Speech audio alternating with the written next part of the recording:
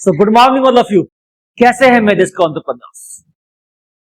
आज हम लोग बिजनेस स्टडीज का चैप्टर नंबर 1 बुक 2 का लेक्चर नंबर 3 देखेंगे। आज हम लोग देखेंगे कि कैसे कैपिटल स्ट्रक्चर अपने आप में एक अलग ही दुनिया है। कैसे कैपिटल स्ट्रक्चर का एक अपना इंपॉर्टेंस है। एक कंपनी जो कि अपने ऑर्गेनाइजेशन में कैसे इक्विटी और डेट को बैलेंस करके चलती। तो ये जो लेक्चर है, ये lecture CBSE, ICSE, Bihar board, any state board के लिए है। सो एकदम कंफर्म रहो आप लोग, यहां से कंटेंट जो आएगा वो सबके लिए है। और ये यहां से जो क्वेश्चन आएगा, मान के चलो सीबीएसई जो यहां से क्वेश्चन रेज करती है, आपके लिए पॉकेट का क्वेश्चन नहीं है। ये पॉकेट का क्वेश्चन है जी, एकदम आराम से आप लिख पाएंगे। बस समझदारी रखना, इससे अच्छा वीडियो आपको नहीं मिलेगा। आपको टोटल चीज यहां पे कंप्लीट हो जाएगी विथ एग्जांपल्स मैंने यहां पे दिया हुआ है। तो एंड तक बने रहना, उसके बाद हम लोग देखते हैं आगे क्या हो सकता है। आ जाओ। सो कैपिटल स्ट्रक्चर क्या है? कैपिटल स्ट्रक्चर है proportion of debt and equity. आपके टोटल कैपिटल में, आपका जो टोटल कैपिटल है, उस टोटल कैपिटल में कितना पोर्शन डेट का है, कितना पोर्शन इक्विटी का है। तो ये जो डेट और इक्विटी का प्रोपोर्शन है, इसी को हम कहते हैं कैपिटल स्ट्रक्चर।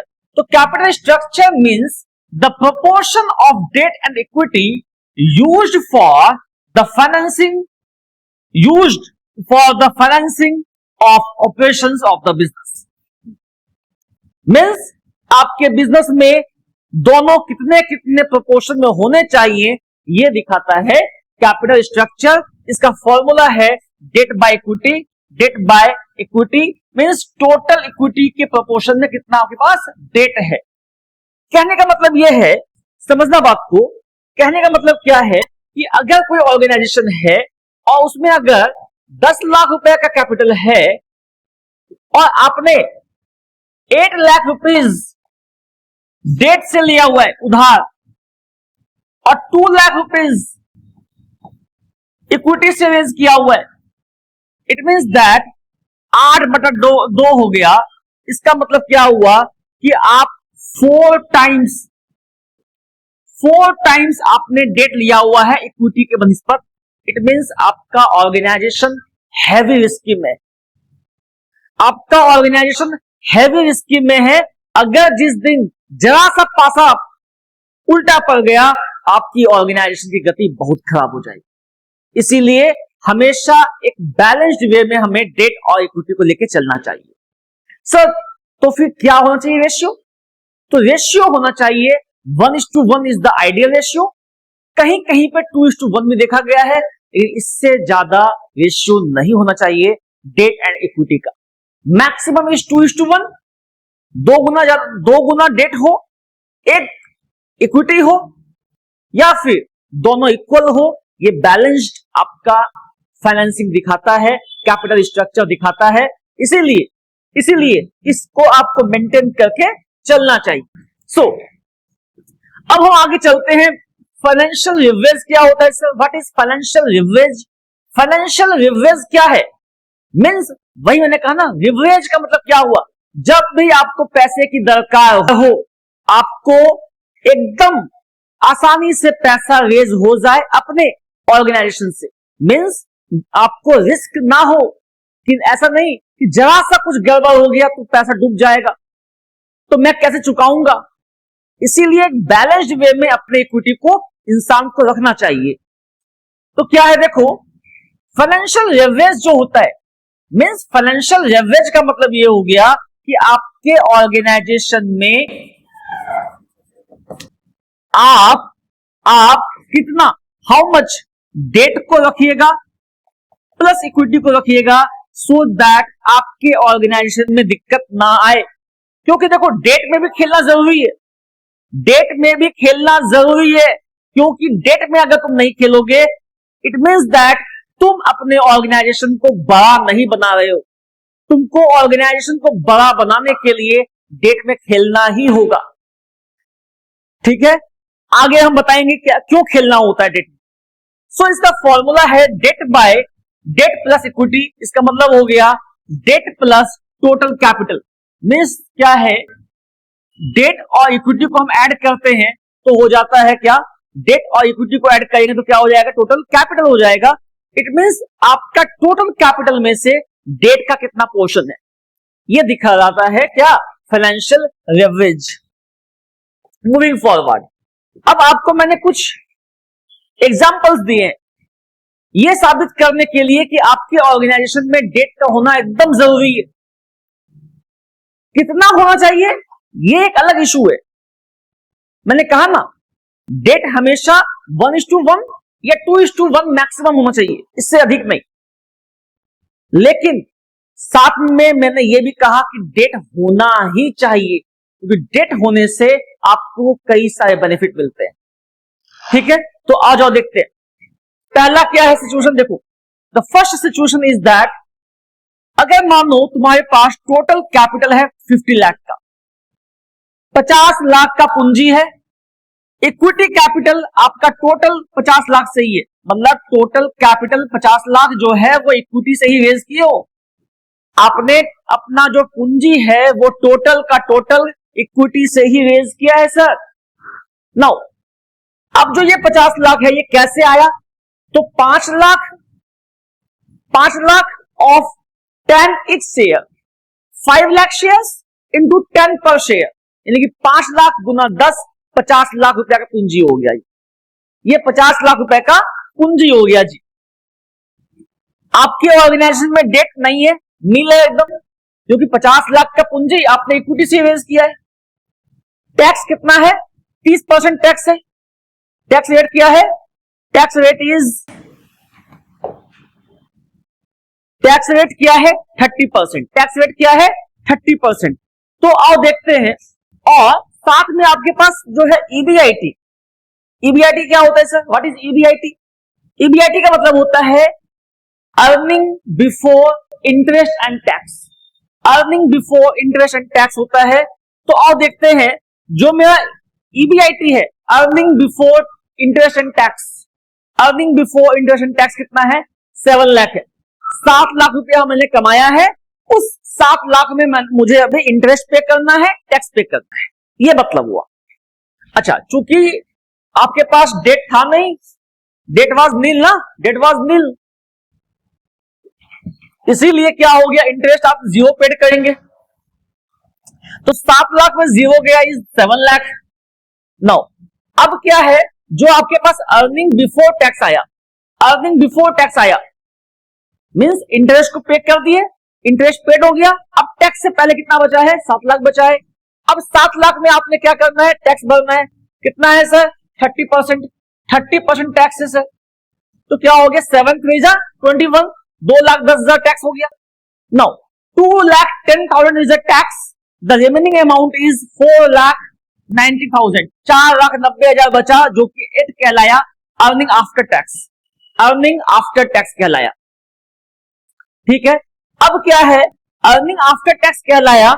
अब इसमें हम क्या करते हैं, act by earning after tax bye number of equity shares. Number of equity shares करने से क्या होगा, प्रति शेयर पे आपको अर्निंग निकल जाएगा कि एक शेयर पे कितना अर्निंग है, एक शेयर का कितना अर्निंग है। तो मैंने देखा क्या, एक शेयर पे 98 पैसे का, मींस 98 पैसे का अर्निंग है। मींस क्या हुआ, इसका मतलब क्या हुआ सर, इसका मतलब यह हुआ कि अगर तुम्हारी कंपनी में 5 लाख शेयर्स थे और इन 5 लाख शेयर्स में किसी ने 10,000 शेयर लिया होगा, अगर किसी ने 10,000 शेयर तुम्हारी कंपनी का लिया हुआ है तो इंटू कर दो 0.98 से, तो ये आ जाएगा क्या, 9812,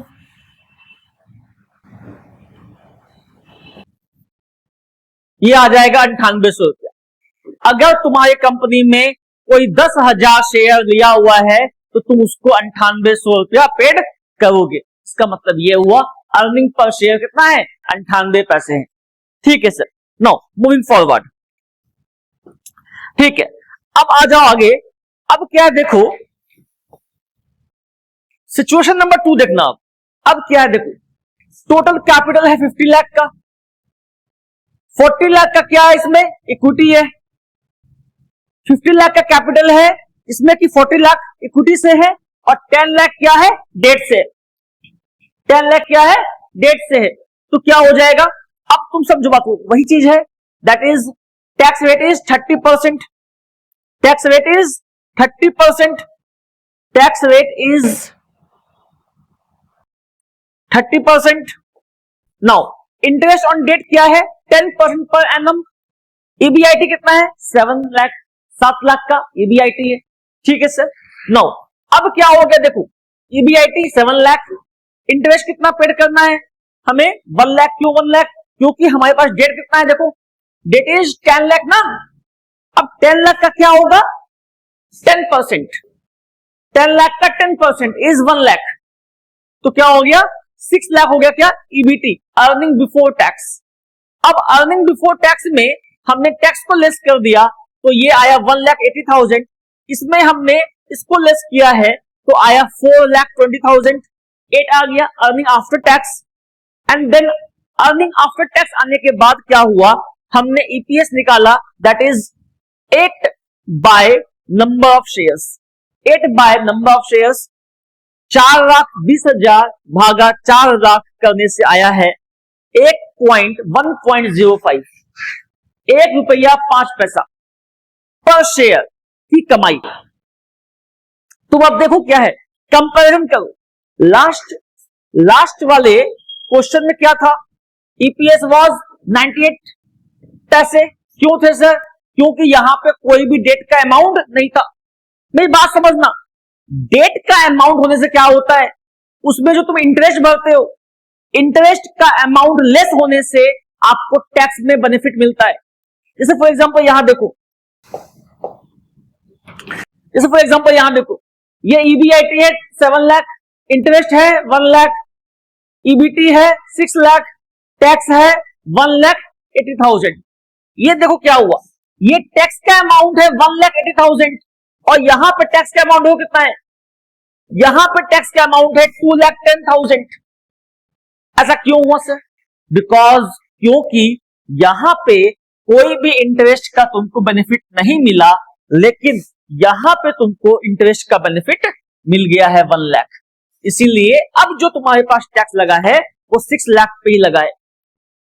अब जो तुम्हारे पास टैक्स लगा है वो सिर्फ 6 लाख पे ही लगा है, 180, दैट कम्स टू, अब 8 जो आया वो आया 4,20,000, जो कि आपस में बढ़ जाएगा, इक्विटी शेयर होल्डर्स को बढ़ जाएगा। अब इक्विटी शेयर होल्डर्स कितने हैं, 4 लाख शेयर्स है ना, यहां देखो क्या है 40 लाख इक्विटी शेयर्स, 10 ईच के थे, तो 10 ईच के होंगे, तो एक शेयर अगर एक शेयर 10 का होगा तो क्या होगा 4 लाख शेयर होंगे। ठीक है, आगे मूव करते हैं। Now situation number 3, total capital है 50 लाख, इक्विटी से रेज किया गया 30 लाख, वही 3 लाख इंटू 10, डेट से रेज किया है 20 लाख, टैक्स है 30% पर एनम, नहीं 30%, इंटरेस्ट है 10% पर एनम, एंड ईबीटी है 7 लाख। तो क्या हुआ, सेम क्वेश्चन इज देयर, तो क्या हो जाएगा देखो, ईबीटी है 7 लाख, इंटरेस्ट है 2 लाख, क्यों 2 lakh, because of 20 lakh of debt. ठीक है, नाउ 7 माइनस 2 इज 5 लाख। अब क्या है, अर्निंग बिफोर टैक्स कितना है 5 लाख है, 5 लाख में माइनस कर दो टैक्स को 1.5 लाख, तो क्या हो जाएगा 350 हो जाएगा। 350 में तुमने क्या करना है, ये जो 8 आया है अर्निंग आफ्टर टैक्स, इसमें क्या करना तुमको 3 लाख से डिवाइड कर दो, 3 लाख से डिवाइड कर दोगे तो क्या हो जाएगा 3 लाख, क्यों sir, because 3 lakh is here, ये 3 लाख रुपए यहाँ इक्विटी कैपिटल, 3 लाख गुना 10 30 लाख हो गया, तो क्या हो गया 1.16, यहां तुम देखोगे ईपीएस और ज्यादा आया है, because we have raised the amount of debt, हमने डेट का अमाउंट रेज कर दिया इसीलिए। तो क्या है, ईपीएस कितना है, 1.16 आ गई। जैसे जैसे तुम डेट को इंक्रीज करोगे वैसे वैसे तुम्हारी अर्निंग पर शेयर ज्यादा होती जाएगी। लेकिन एक एजम्पशन है, देखना अब एजम्पशन क्या है, देखो एजम्पशन क्या है, एजम्पशन क्या है, तुम्हारा रेट ऑफ रिटर्न हमेशा बड़ा होना चाहिए rate of interest. Rate of interest अगर 10% है तो रेट ऑफ रिटर्न कितना है, 10 से ज्यादा होगा तो ही तुम्हें फायदा होगा, मींस अबव 10। पिछले वाले क्वेश्चन में कितना था, 14% था। क्यों सर, हाउ सर, बिकॉज तुम देखो 7 लाख बाय 50 लाख करो, 7 लाख बाय 50 लाख करना, तो यू विल फाइंड कि तुम्हारा जो रेट ऑफ रिटर्न है दैट इज 14%। हमेशा याद रखना, तुमको फायदा डेट पे तभी मिलेगा जब तुम्हारा रेट ऑफ रिटर्न हमेशा रेट ऑफ इंटरेस्ट से अधिक हो। अगर रेट ऑफ इंटरेस्ट कम है, सॉरी रेट ऑफ इंटरेस्ट ज्यादा है रेट ऑफ रिटर्न से, तो कभी भी इक्विटी, कभी भी डेट पे मत खेलना। अगर डेट पे खेले तो तुम्हारा सत्यानाश हो जाएगा। क्यों, अगर तुम पे कर रहे हो 10%, तुमको कमाई हो रहा है 8%, 7%, 6%, तो तुम्हारा ये क्या हो जाएगा, धीरे धीरे बिजनेस बैठ जाएगा। इसीलिए अगर rate of return rate of interest से कम है तो वहां पे सिर्फ इक्विटी से ही खेलना। Yes, moving forward.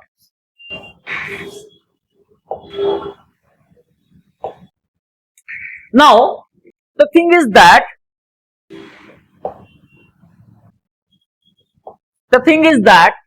factors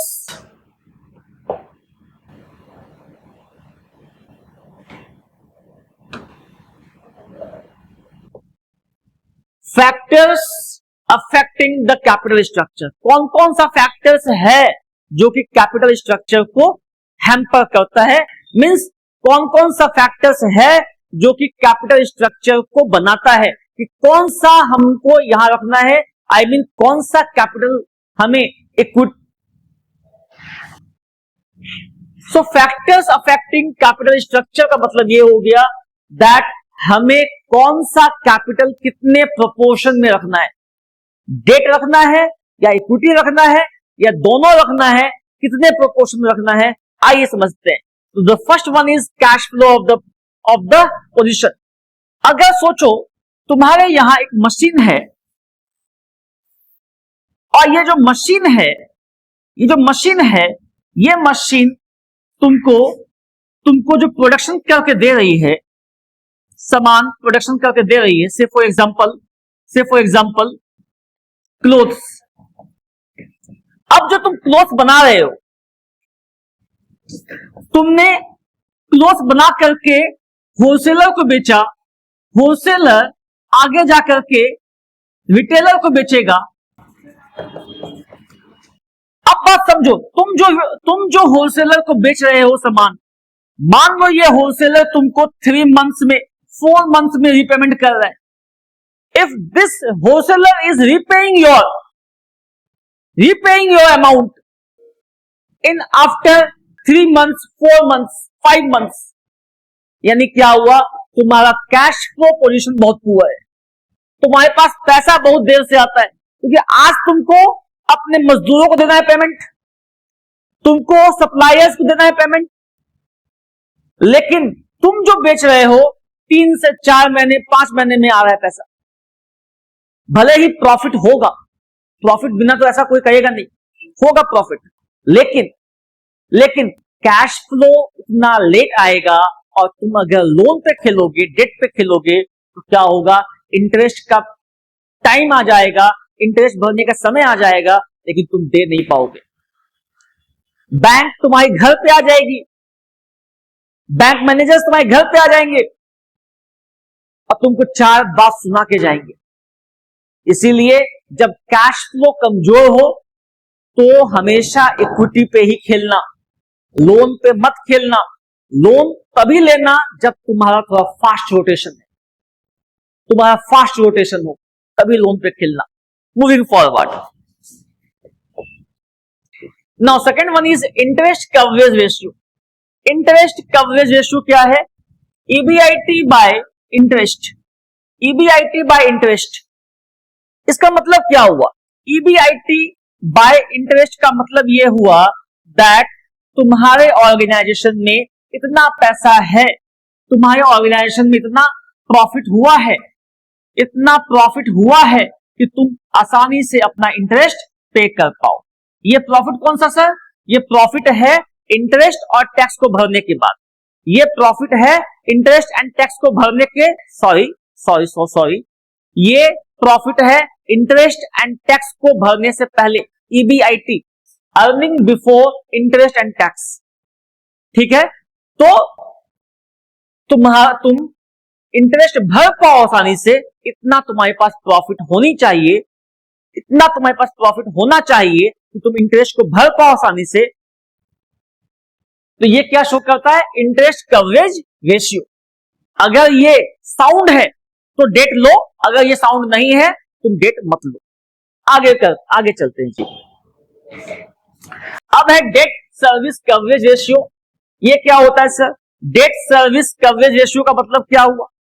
what is debt service coverage ratio? तो देखो क्या है, डीएससीआर का मतलब क्या है? देखो पहले मैं आपको फॉर्मूला समझा देता हूं। क्या है? PFT, profit after tax plus depreciation plus interest plus non cash expenses return of. Means profit after tax में आपने डेप्रिसिएशन को वापस से ऐड करना है, इंटरेस्ट को वापस से ऐड करना है, नॉन कैश एक्सपेंसेस को ऐड करना है जो आपने राइट ऑफ कर दिया था, नॉन कैश आइटम्स को आपने लेस कर दिया था। जैसे फॉर एग्जांपल क्या होता है, डेप्रिसिएशन तो हो ही गया, डेप्रिसिएशन तो हो ही गया, नॉन कैश आइटम। आपने गुडविल को एमोटाइज कर दिया, वो भी एक क्या है? नॉन कैश आइटम है। ठीक है, और क्या हुआ देखो, अब हमने क्या करना है, इसको डिवाइड करना है। Preference dividend, interest plus repayment obligation. बात समझना, हमारे पास ऐसा प्रॉफिट हो कैश में, समझना बात क्या है, इतना प्रॉफिट हो कैश में, मींस हमने हमारा जो पीएफटी आया है प्रॉफिट आफ्टर टैक्स, उसमें से वापस से हम ऐड कर देंगे क्या? डेप्रिसिएशन को। क्यों सर? क्योंकि हमने पहले डेप्रिसिएशन को लेस किया था, डेप्रिसिएशन को लेस करते हुए गए थे, तब जाके हमको क्या आया था? लास्ट में प्रॉफिट आया था। अब वापस से हमको डेप्रिसिएशन को ऐड करना है, क्योंकि हमको यह देखना है कि अगर हम नॉन कैश आइटम को ना घटाएं तो मेरे पास एक्चुअल में कितना पैसा रहेगा अपने डेट को क्लियर करने के। तो क्या हुआ? PFT plus depreciation plus interest plus non cash expenses return of bye preference dividend plus interest plus repayment of obligation. तो ये फॉर्मूला आपको आराम से याद कर लेना है, बहुत ज्यादा दिमाग नहीं लगाना है। जितना ज्यादा आप दिमाग लगाएंगे आप उलझ जाएंगे, कंफ्यूज हो जाएंगे और कुछ नहीं है।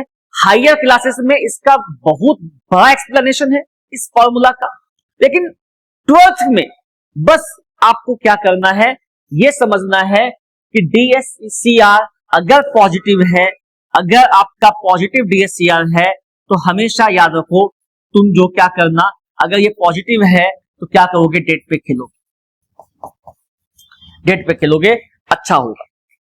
कैश तुम्हारे पास है तो डेट पे खेलोगे, बस इतना सा याद रखना है। डीएससीआर पॉजिटिव है, अच्छा है, साउंड है, डेट पे खेलो। अगर डीएससीआर साउंड नहीं है, इक्विटी पे खेलो। फॉर्मूला तुम्हारे पास दिया हुआ है, इसको थोड़ा सा याद कर लो। याद क्या करना है? PFT plus depreciation plus interest plus non cash item return of bye preference dividend interest plus repayment obligation. इतना बात तुमको याद कर लेना है, उसके बाद जिंगा लाला हो। आगे चलते हैं। नेक्स्ट है रिटर्न ऑन इन्वेस्टमेंट। अगर तुम्हारा रिटर्न ऑन इन्वेस्टमेंट ROI बढ़िया खासा है, मीन्स मैंने कहा ना कि तुम जो है इसमें 15% कमा रहे हो, 25% कमा रहे हो, 30% कमा रहे हो, इन्वेस्टमेंट पे तुम खूब कमा रहे हो, तुम्हारे रेट ऑफ इंटरेस्ट ज्यादा कमा रहे हो, if you are earning more than rate of interest, तो वहां पे तुमको डेट पे खेलना चाहिए। तो अच्छी बात है, अगर तुम्हारा प्रॉफिट ज्यादा है, इंटरेस्ट रेट से ज्यादा है, तुम डेट पे खेलो, इंटरेस्ट से कम पे है तो इक्विटी पे खेलो। ये दिखलाता है return on investment. Moving forward, next क्या है, कॉस्ट ऑफ डेट। डेट लेने की क्या कीमत है? जैसे फॉर एग्जांपल तुम बैंक जाओ, मैनेजर साहब से मिलो, तुमको मालूम हो जाएगा कि कितना खर्चा लगता है डेट लेने पे, on the table, off the table. So जब तुम डेट लेते हो, स्टैंप ड्यूटी अलग लगेगा, प्रोसेसिंग चार्जेस अलग लगेंगे, फिर अंदर बाहर का खर्च अलग लगेगा, मिठाई का खर्च अलग होगा। So these are the expenses जो तुमको मद्देनजर रखना है जब तुम डेट ले रहे हो। अगर सस्ता है तब तो बेशक लो, अगर बहुत रफड़ा है तो तुम उसको, अगर रफड़ा है तो तुम बेशक उसको क्या करो, इग्नोर करके इक्विटी पे खेलो। ठीक है, now the cost of equity. अब इक्विटी से पैसा रेज करना है, अगर इक्विटी से पैसा रेज करना है, अगर इक्विटी से पैसा रेज करना है तो वहां कितने खर्चे हैं? हमें सेबी से अप्रूवल लेना होगा, आईपीओ लॉन्च करना होगा, उसके लिए खर्च होगा, एडवर्टाइजमेंट करना होगा। So there are many expenses, बहुत सारे खर्चे होते हैं जब तुम इक्विटी से भी रेज करते हो। तो अंडरराइटर्स कॉस्ट होते हैं, दलाल का खर्चा होता है, मैनी कॉस्ट आर देयर। सो ये सब जो है तुमको देखते हुए अपना डिसीजन लेना है कि तुम इक्विटी पे जाओगे या नहीं जाओगे। खर्च ज्यादा लग रहा है मत जाओ, डेट से काम करो, खर्च कम लग रहा है इक्विटी से काम करो, सिंपल सी बात है। Now the next one is floating cost. Floating cost वही है, लगभग वही चीज है कि जब तुम डेट लेते हो तो क्या क्या खर्च लगता है, जब तुम इक्विटी पे लेते हो तो क्या क्या खर्च लगता है। जैसे फॉर एग्जांपल तुम इक्विटी रेज करोगे तो क्या होगा, सेबी से अप्रूवल लोगे, स्टैम्प पेपर चाहिए, एग्रीमेंट चाहिए, उसके बाद फिर क्या है, तुम जो आईपीओ लाओगे। अब आईपीओ के लिए तुमको प्रचार करने के लिए नए डिफरेंट न्यूज चैनल पे देने होंगे पैसे, क्योंकि आईपीओ आएगा तुम्हारे बारे में अच्छा कहने के लिए तो चाहिए तुमको पैसा। तो क्या है, तुम जो पैसा लेके आओगे मार्केट से उसमें तुमको कितना कॉस्ट लगेगा, यही फ्लोटिंग कॉस्ट है। नेक्स्ट इज रिस्क कंसिडरेशन, कितना रिस्की है। तुम डेट ले रहे हो और डेट क्या है, हाई इंटरेस्ट डेट है, बहुत ज्यादा टर्म्स कंडीशन है, तो तुम बचोगे वहां पे डेट लेने से। तो ये सारी बातें हैं जो कि तुमको ये बताएगा कि तुमको क्या लेना चाहिए, डेट लेना चाहिए कि इक्विटी। और देखो क्या है बातें, फ्लेक्सिबिलिटी,